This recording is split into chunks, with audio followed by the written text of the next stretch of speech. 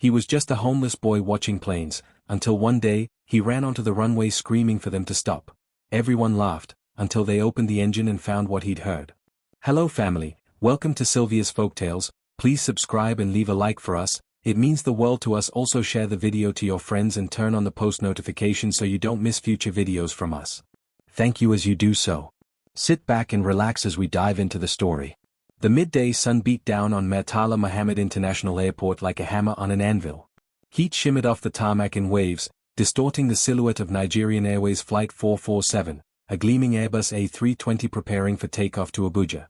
Inside the terminal, travelers hustled through security checkpoints, dragging suitcases and clutching boarding passes. The usual chaos of Lagos, honking horns, shouting vendors, the smell of suya and exhaust fumes, formed a familiar symphony just beyond the glass walls. No one noticed the small figure watching from the perimeter fence. 12-year-old Emeka had been studying the airport for 3 days. His bare feet were calloused from years on Lagos streets, his clothes little more than rags held together by prayers and stubborn thread. His ribs showed through his torn shirt, but his eyes, those eyes burned with an intensity that didn't match his fragile frame. He'd overheard them talking. The men with hard faces and expensive watches, gathered in the alley behind the airport maintenance hangar where he sometimes slept. They'd spoken in hushed Igbo, thinking no street rat would understand or care. But Emeka understood everything. Now, watching the massive aircraft as its engines began to whine, he made his decision.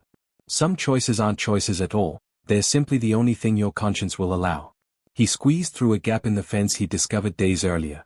And he ran. Oi! Stop! A security guard's voice exploded behind him, but Emeka's legs were already pumping, his bare feet slapping against scorching asphalt. The heat burned through his soles, but he didn't slow down. The engines roared louder. The aircraft began to move. Don't take off. Emeka's voice tore from his throat, raw and desperate. Please. Don't take off. Inside the terminal, faces pressed against windows. Passengers waiting for their own flights pulled out phones, recording. A woman gasped. A child pointed. On the aircraft itself, passengers in window seats saw him, a tiny figure sprinting across the runway, waving his arms frantically, his mouth open in a scream they couldn't hear over the engine noise. What the hell? Captain Okonkwo leaned forward in the cockpit, squinting through the windshield. His co-pilot, a younger man named Adeyemi, grabbed the radio. Tower, this is Flight 447. We have a situation. There's a child on the runway. 3 security vehicles erupted into motion, sirens wailing, but Emeka had a head start. His small size and years of dodging market vendors and angry police made him impossibly fast. He positioned himself directly in the aircraft's path. The pilot had no choice. The engines powered down with a mechanical groan. The aircraft shuddered to a halt just 30 meters from where Emeka stood, chest heaving, tears streaming down his face. Within seconds, security guards tackled him to the ground. His face pressed into the hot tarmac, arms wrenched behind his back. The engine, he screamed, even as they lifted him. Check the engine. Please. They put something in the engine. Shut up, you crazy street boy. One guard shoved him roughly. But Captain Okonkwo had climbed down from the cockpit. Something in the boy's voice, not madness, but terror, had struck a chord. He'd been flying for 23 years. He'd learned to trust his instincts. And right now, his instincts were screaming. The boy wasn't looking at the guards holding him. He was staring at the left engine with the kind of fear that couldn't be faked, the kind that comes from knowing exactly what horror awaits. What could make a homeless boy risk everything to stop a flight? A woman filming from the terminal whispered to her phone camera. Everyone thinks he's insane, but look at his face. That's not madness. That was knowledge. Captain Okonkwo raised his hand. Wait. Don't take him away yet. He turned to face the left engine, squinting in the bright sunlight. Get maintenance out here, he said quietly. Now. The boy's shoulders sagged with relief so profound he nearly collapsed. But in his eyes, the fear hadn't dimmed one bit. Because he knew what they were about to find. And once they found it, nothing would ever be the same. What did this street kid see? What's hidden in that engine that made him risk his life? Drop a comment below and hit subscribe, because what happens next will shock you. 3 weeks earlier. Emeka pressed his face against the chain-link fence, watching the evening flight to London climb into the orange street sky. His fingers curled through the metal diamonds, knuckles white with longing. Move along, rat boy. A security guard tapped his baton against the fence. This isn't a cinema. Emeka didn't move. He never did, not until they actually kicked him. The guard eventually wandered off, muttering about street children and their audacity. This fence had been Emeka's home for 2 years, ever since Mama died from the fever. No aunties came forward. No uncles claimed him. In Lagos, orphans were as common as potholes, tragic, unavoidable, and easy to ignore. By day, he worked the chaotic streets outside the airport terminal. "Wash your windshield, sir? Only 50 naira." His small hands would scrub furiously at car windows before drivers could refuse, hoping guilt would loosen their wallets. Some paid. Most drove off, cursing him for touching their vehicles. "Thief! Don't let that dirty boy near your car," vendors would shout, chasing him away from their territory. At the food stalls, he waited until darkness fell, then picked through garbage bins for scraps, half-eaten suya, day-old akara, anything to quiet the beast in his stomach. The restaurant owners knew him by sight. Not again. A woman with a wooden spoon charged out of her buka. "I've told you, stay away from my bins. You'll give my business a bad name." Emeka would run, always run, clutching whatever food he'd managed to grab. But the nights belonged to the planes. He'd found a spot near the maintenance hangar where the fence had a gap just large enough for a skinny boy to squeeze through. From there, he could see the aircraft up close during their overnight service checks. The massive machines, illuminated by floodlights, looked like sleeping metal giants. Most nights, he simply watched and dreamed. One day, he'd tell himself, one day I'll be inside one. Flying somewhere far away. Somewhere people don't look through you like you're invisible. That's where he met Papa Benga. The old ground engineer had found him one night, curled up behind a cargo container, shivering in the unusual Lagos cold snap. Instead of calling security, the elderly man had sat down beside him with a grunt of aging knees. "You like planes, eh?" Papa Benga's voice was rough but kind, like sandpaper wrapped in velvet. Emeka nodded, afraid to speak in case words broke the spell of adult kindness. "I've worked on these birds for 40 years, small boy." Papa Benga pulled out a thermos and poured something hot into the cap. "Here. Drink." The tea was sweet and milky, the best thing Emeka had tasted in months. Tears stung his eyes. "Every plane has a heartbeat," Papa Benga continued, gazing at the Airbus being serviced nearby. "You hear that low hum? That's her breathing. The whine of hydraulics? That's her muscles stretching. And when something is wrong," he tapped his chest, "you feel it here first. Like when your mama was sick, you knew before the doctors said anything, ABI?" Emeka's throat tightened. He had known. Mama's breathing had changed 3 days before the end. These machines, they speak to those who listen. Papa Benga stood slowly, his joints popping. But most people? They're too busy, too important to listen. Especially to. He gestured at Emeka's ragged clothes, "People like us."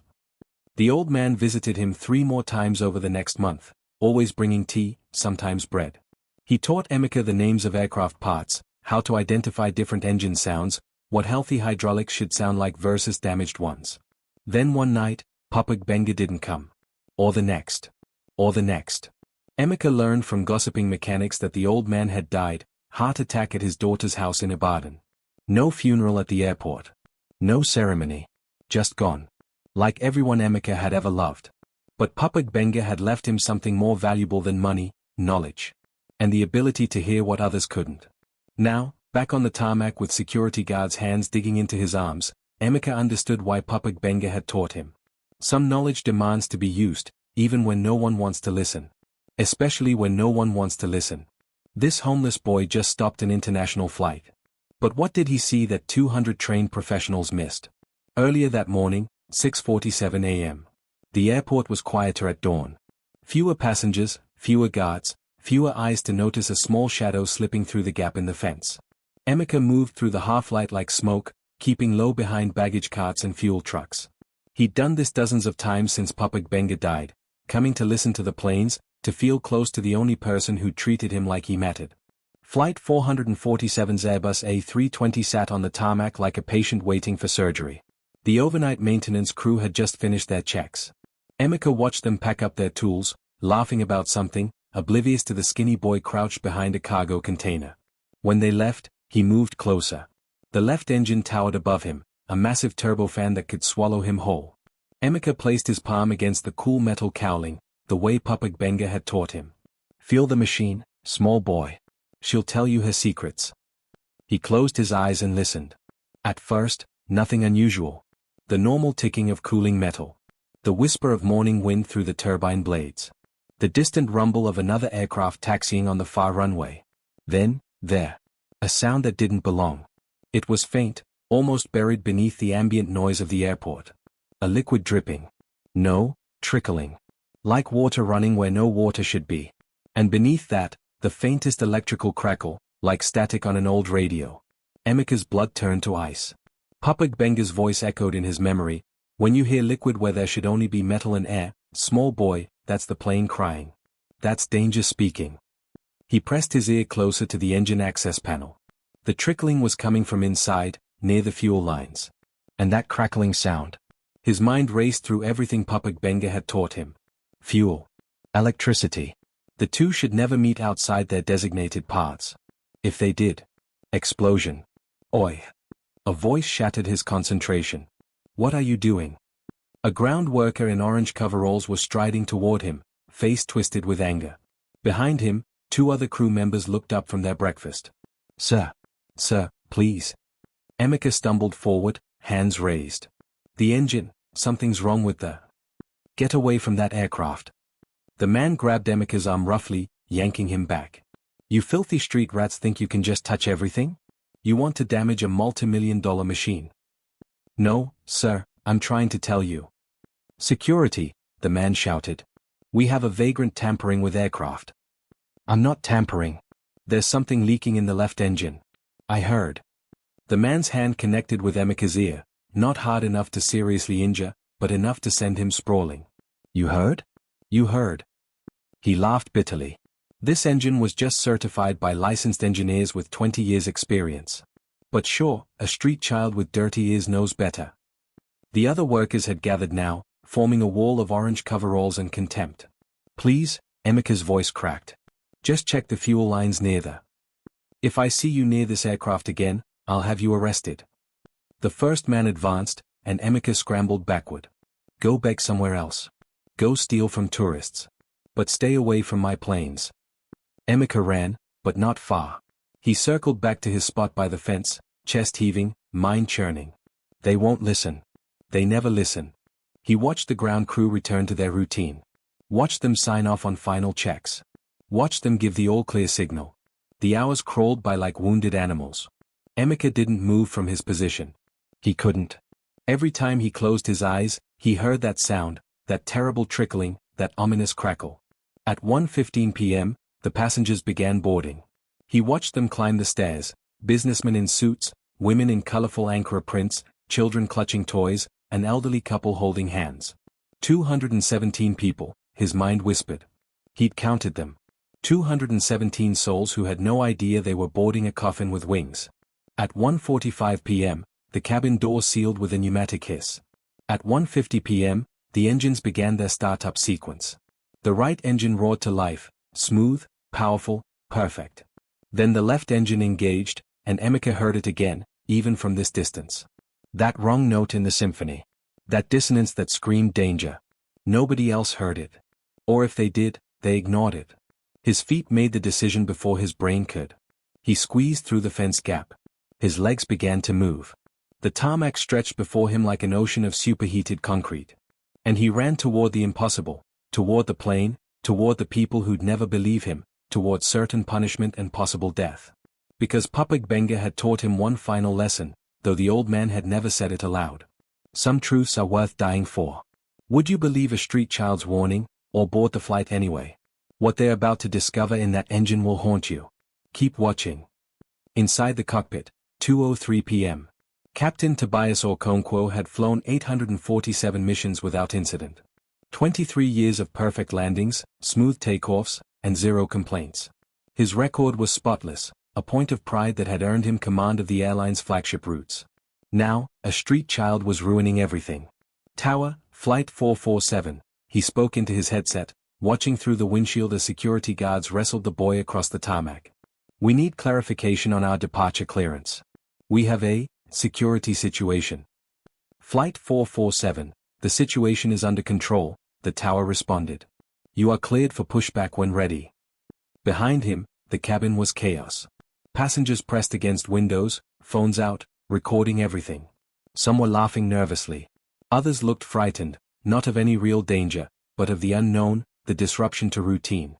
"Captain?" Co-pilot Adeyemi glanced over, one eyebrow raised. "What do you want to do?" What did he want to do? The question rattled around Okonkwo's skull like a loose bolt. Through the windshield, he could see the boy still struggling, still screaming something. The wind carried fragments of words. "Brake, engine, please.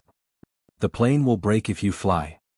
The boy's voice, shrill with desperation, cut through the engine noise. "Please. Check it.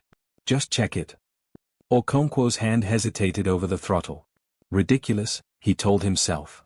The aircraft passed all pre-flight checks. Licensed engineers certified it. This is a multi-million-dollar machine with redundant safety systems. And you're going to trust a homeless child? But those hands. The boy's hands weren't just waving, they were shaking. Trembling with genuine terror, not the performative drama of someone seeking attention. Okonkwo had seen fear before. Real fear. The kind that comes from knowing, not imagining. A sharp knock on the cockpit door interrupted his thoughts. "Captain Okonkwo?" The voice was clipped, authoritative. Station manager Emeka Chukwu, no relation to the boy, though they shared a name. The manager squeezed into the cockpit, his expensive suit somehow still crisp despite the Lagos heat. "What's the delay?" "We had an incursion on the runway." Yes, a street child. Security has him." Chukwu waved dismissively. "He's been removed. You're cleared for departure." He was shouting something about the engine. Chukwu's laugh was short and sharp. "Captain, with respect, you're going to ground a flight because of what a street child shouted? Do you know how much this delay is already costing us? We have connecting passengers in Abuja. We have a schedule." "I understand, but..." "This aircraft," Chukwu tapped the instrument panel, "was certified by our maintenance team 3 hours ago. Everything is nominal. Green across the board." He leaned closer, voice dropping. "Your perfect record. You want to risk it on the ravings of a child who probably sniffs glue." The words hit like a slap. Okonkwo's jaw tightened. Outside, security was dragging the boy toward a vehicle. But the child had stopped struggling. He'd gone limp in their arms, head turned back toward the aircraft, tears streaming down his face. His mouth moved silently, forming words Okonkwo couldn't hear but could somehow feel. "I tried. I tried to save you." "Captain," Adeyemi's voice was carefully neutral. "Passengers are getting restless. We're losing our departure slot." The radio crackled. "Flight 447, Tower. Confirm your status. We need your decision now." 2 paths stretched before Okonkwo. One led to the sky, to schedule, to normalcy, to maintaining his reputation as the pilot who never questioned protocol. The other led to, what? Humiliation if the boy was wrong? An investigation? Passenger complaints? The mockery of colleagues who'd hear he grounded a flight because a street child told him to? But also, maybe, the path led to discovering why a homeless boy would risk death to stop a plane. In the cabin behind him, a baby cried. A man checked his watch impatiently. A mother held her daughter's hand, pointing out the window at the pretty clouds. 217 lives. His hand moved to the engine shutdown sequence. "We're not flying," he said quietly. "What?" Chukwu's face flushed red. "Captain, I must insist. Get maintenance out here." Okonkwo's voice was steel wrapped in velvet. "Full inspection of the left engine. Now." "This is absurd. You're going to destroy your career over." "Now, Mr. Chukwu." Okonkwo turned to face him fully. "Unless you'd like to personally sign a document taking full responsibility for whatever happens if we take off." The manager's mouth opened. Closed. Opened again. No signature appeared. I'll call maintenance," Chukwu finally muttered, retreating from the cockpit. Adeyemi exhaled slowly. "You sure about this, Captain?" Okonkwo watched the security vehicle driving away with the boy in back. "No," he admitted. "But I'm more afraid of being wrong about him than being right about protocol." The pilot just bet his entire career on a street child's warning. Was he right? What maintenance fines will make your blood run cold? 2:17 p.m., tarmac, Flight 447. Lead maintenance engineer David Okoro had been working on aircraft for 19 years. He did not appreciate having his competence questioned, especially not because of a street urchin's ravings.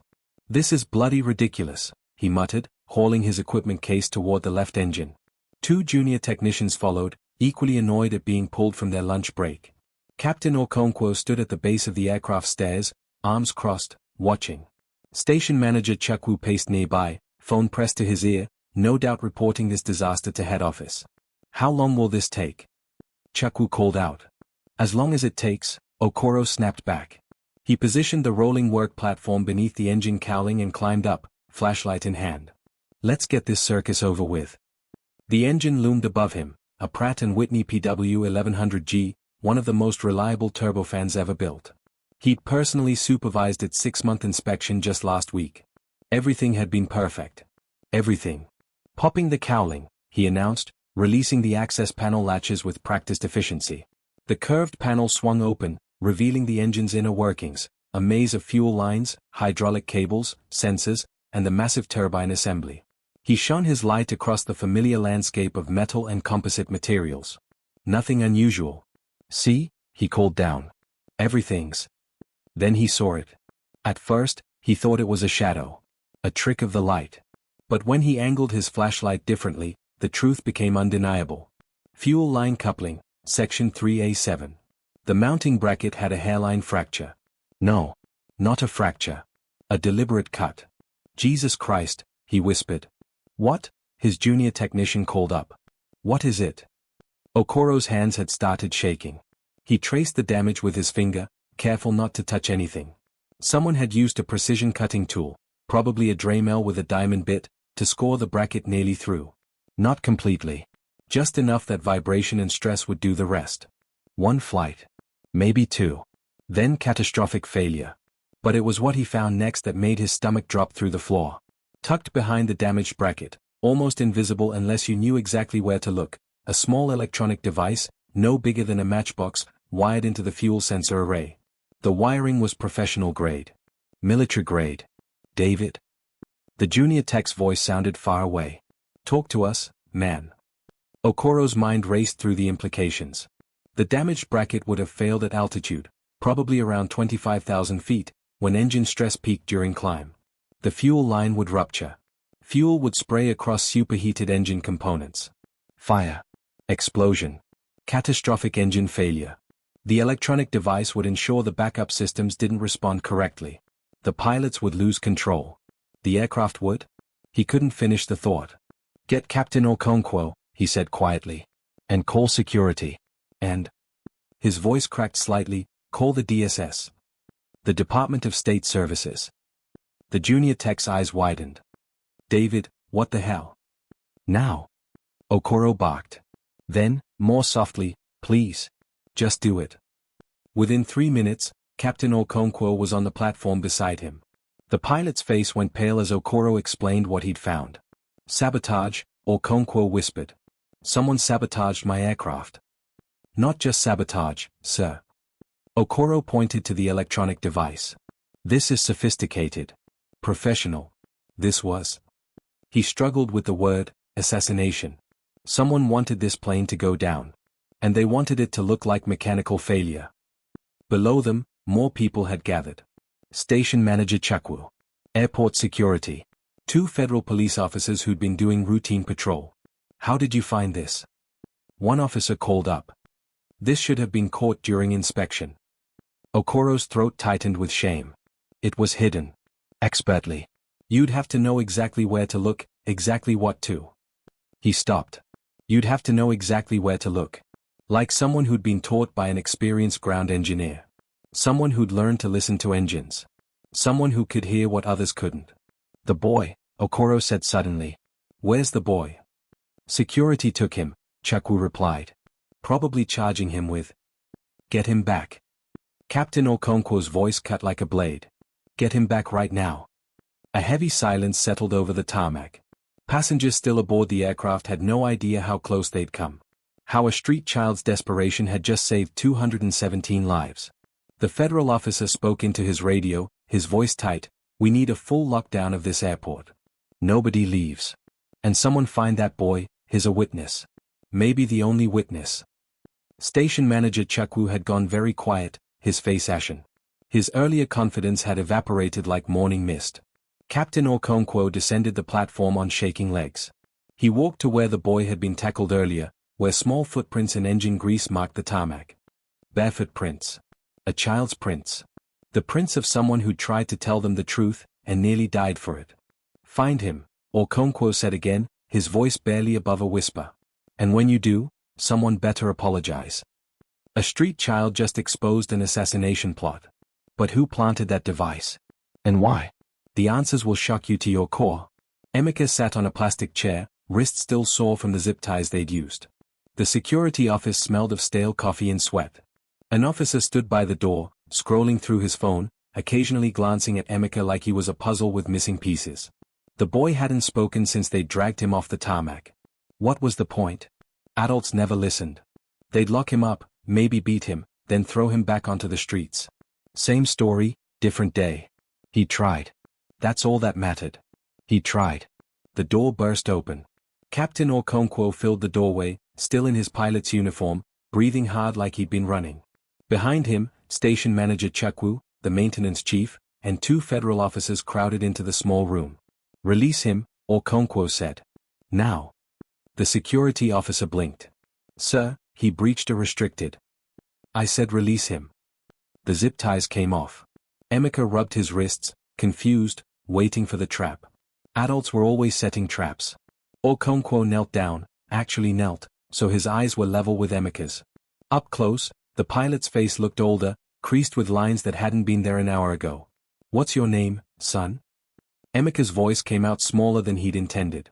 Emeka, sir. Emeka. Okonkwo nodded slowly. Emeka, you were right. About the engine. About everything. His voice cracked slightly. You saved 217 people today. Do you understand that? 217 lives. The words didn't make sense. Emeka stared at him, waiting for the punchline, the mockery, the inevitable cruelty. Instead, Captain Okonkwo extended his hand. Thank you, the pilot said, loud enough for everyone in the room to hear. On behalf of everyone who would have been on that flight, including my crew, including myself, thank you. Emeka looked at the offered hand like it was a foreign object. When was the last time an adult had wanted to touch him voluntarily? When was the last time someone had said thank you? His small hand disappeared into the pilot's grip. The handshake was firm, warm, real. You're a hero, Emeka. The word detonated something inside his chest. His vision blurred. He tried to hold back the tears. Street boys don't cry, crying shows weakness, but they came anyway, hot and fast, 2 years of grief and loneliness and invisibility pouring out in silent sobs. Okonkwo pulled him into an embrace, and Emeka didn't resist. Outside the terminal. Word had spread like wildfire. By the time they brought Emeka back to the aircraft, a crowd had gathered. Passengers who'd been evacuated stood in clusters, phones out, recording everything. Airport staff lined the pathway. News crews were already setting up cameras, having caught wind of something extraordinary. Emeka walked between Captain Okonkwo and the maintenance chief, his bare feet padding softly on the tarmac that had burned them just an hour earlier. The crowd parted like a sea. Mrs. Adebayo, a businesswoman who'd cursed at the delay, who'd loudly complained about letting street rats cause chaos, now stood with tears running down her face. As Emeka passed, she reached out and touched his shoulder. Thank you, she whispered. My daughter was on that flight. Thank you. A man in an expensive agbada, who'd been shouting about missed connections, removed his cap and bowed slightly. Forgive me, small boy. I didn't know. One by one, passengers emerged from the terminal. Some applauded. Others reached out to touch him, not to push him away, but to connect, to acknowledge, to thank. A little girl, no more than 6, broke free from her mother and ran to Emeka. She pressed a chocolate bar into his hand, half melted from the heat, but precious nonetheless. You're brave, she said simply, then ran back to her mother. Emeka stared at the chocolate, his throat too tight to speak. Captain Okonkwo guided him to the front of the aircraft, where maintenance crews had gathered around the exposed engine. The damaged components had been documented, photographed, and secured as evidence. Ladies and gentlemen, Okonkwo's voice carried across the tarmac, amplified by the sudden hush. This young man, Emeka, risked his life today to warn us about a critical failure in our aircraft. Not just a failure, sabotage. Someone tried to bring down this plane. And this boy, who society ignores and dismisses, who we push aside and treat as invisible, he saw the truth. The pilot turned to face Emeka directly. In front of everyone, passengers, crew, news cameras, airport officials, Captain Tobias Okonkwo knelt again. "You are braver than any man I've ever flown with," he said.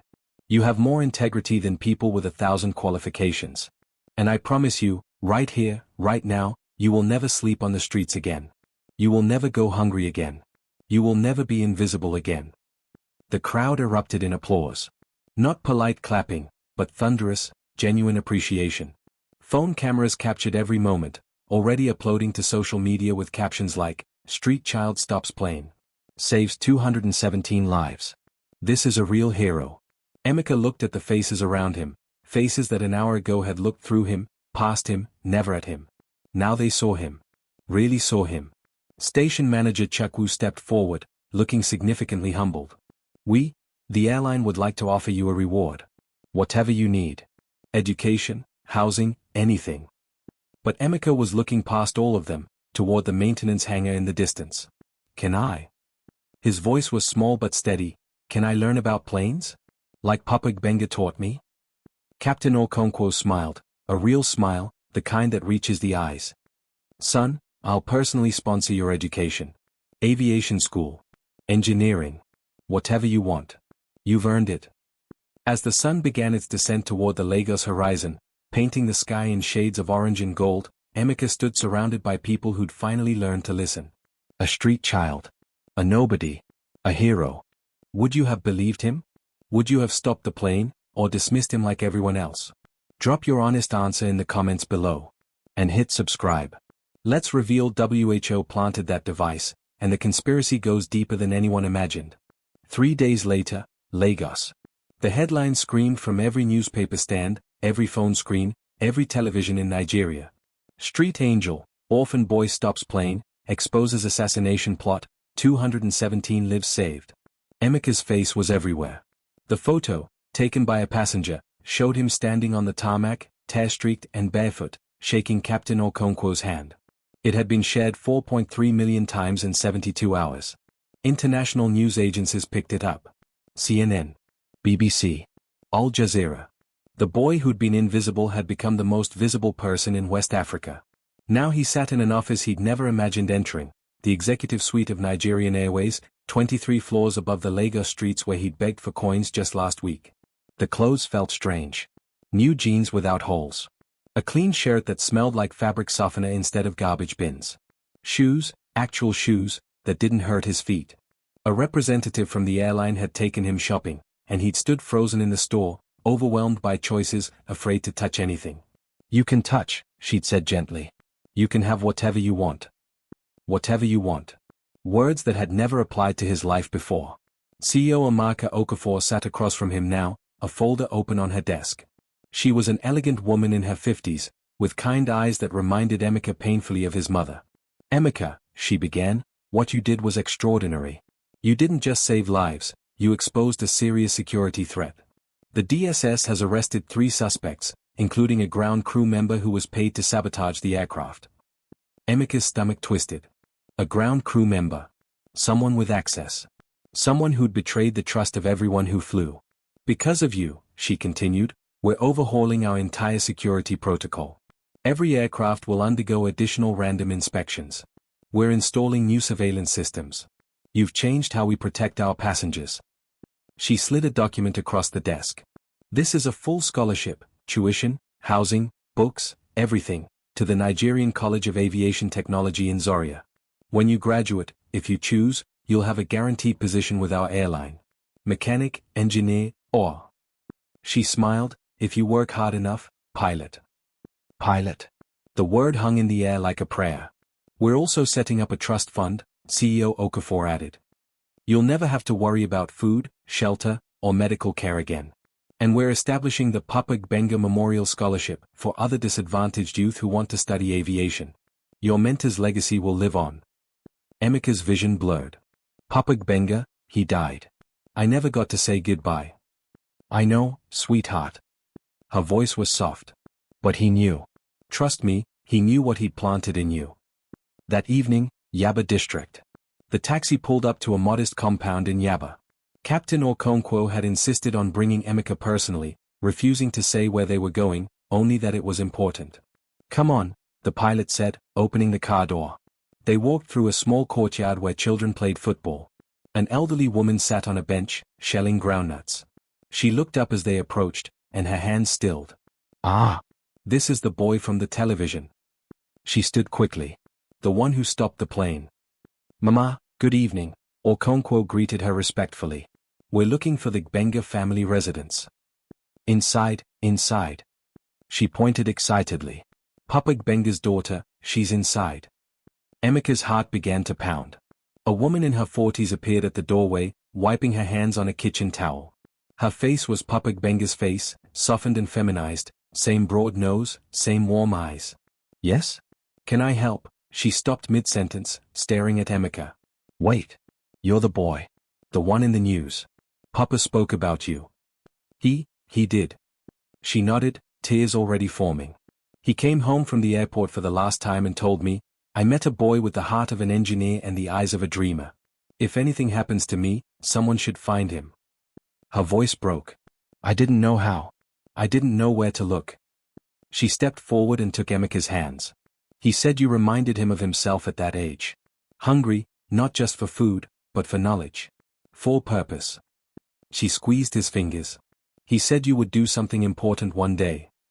I didn't know he thought about me. Every day, small boy. Every day after he met you."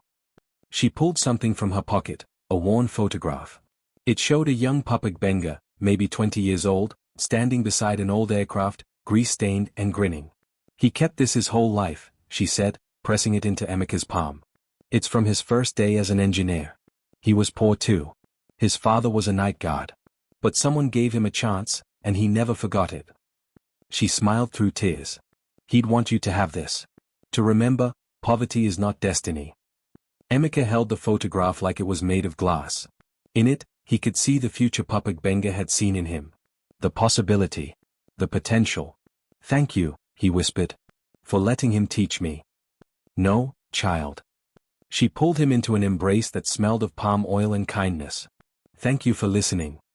Later that night, Emeka asked the driver to stop at one final place.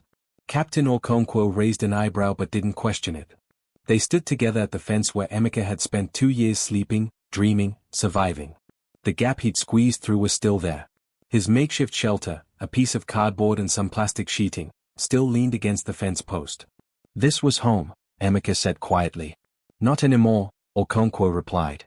Above them, a plane carved through the darkening sky, navigation lights blinking like slow-motion stars. Its engines hummed that familiar song, the heartbeat Papa Gbenga had taught him to hear. Emeka pressed his palm against the fence one last time. "I'll come back," he promised the silence. "When I'm a pilot. I'll fly over this exact spot, and I'll remember." "Remember what?" Okonkwo asked.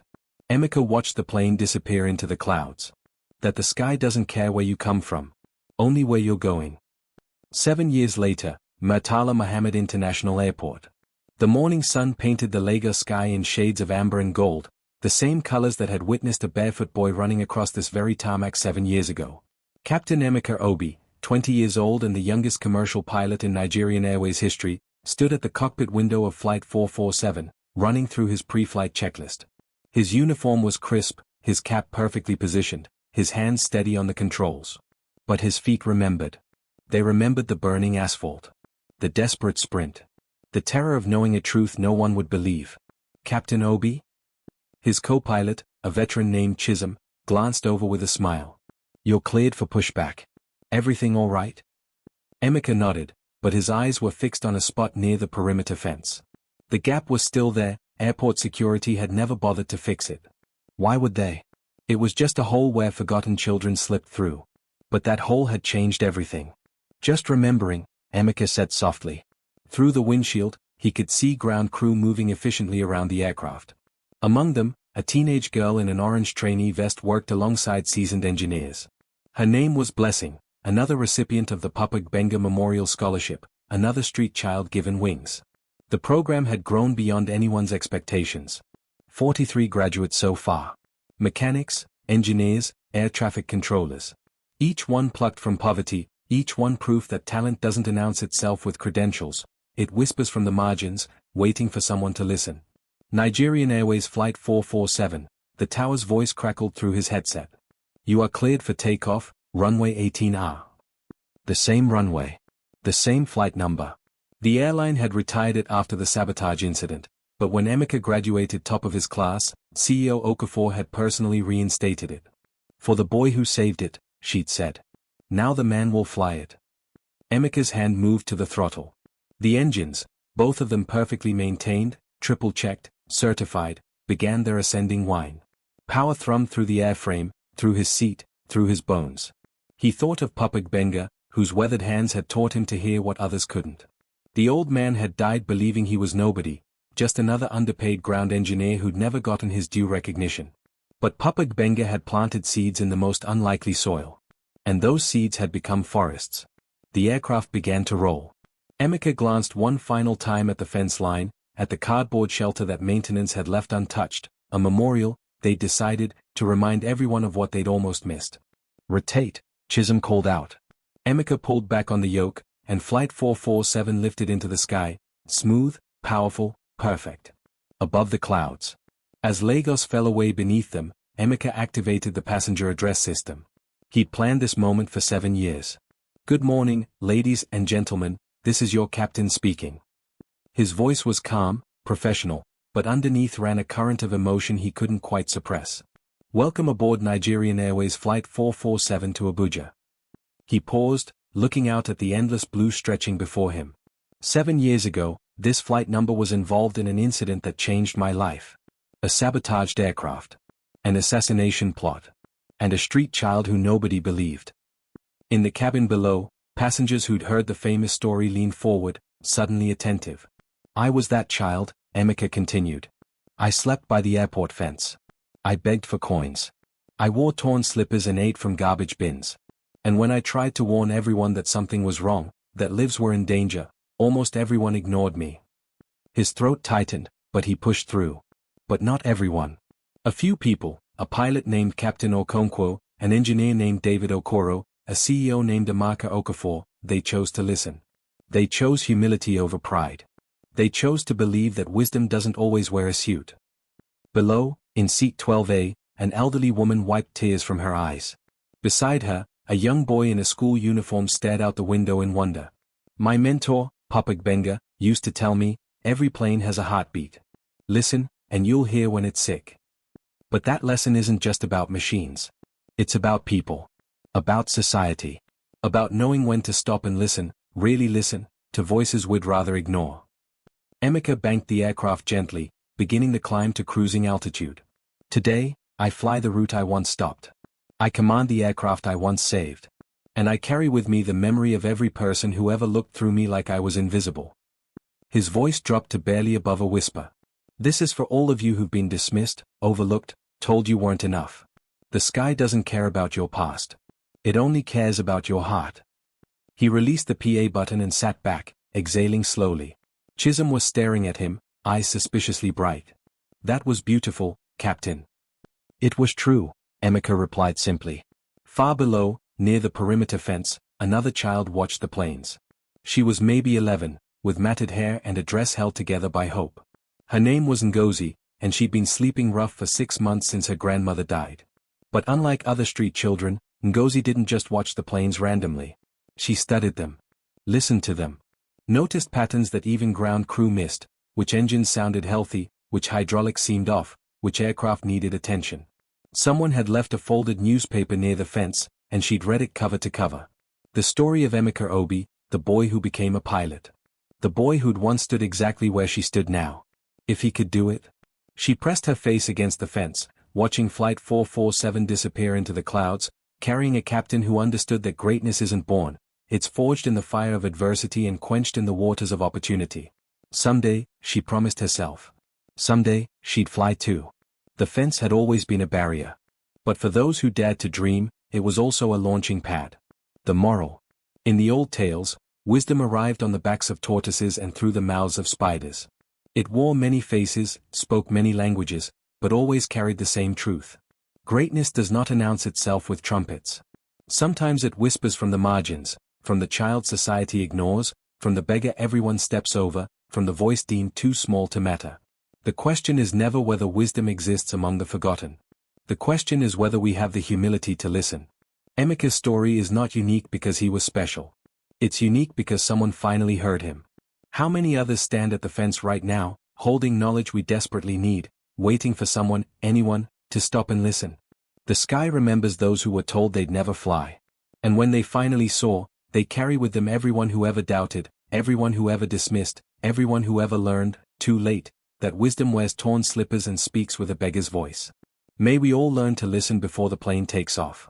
May we all remember, the child you ignore today might be the hero who saves you tomorrow. If this story touched your heart, share it with someone who needs hope. Share it with someone who's been told they're not enough. And subscribe for more stories that prove wisdom comes from the most unexpected places. Drop a comment and tell me where you are watching from.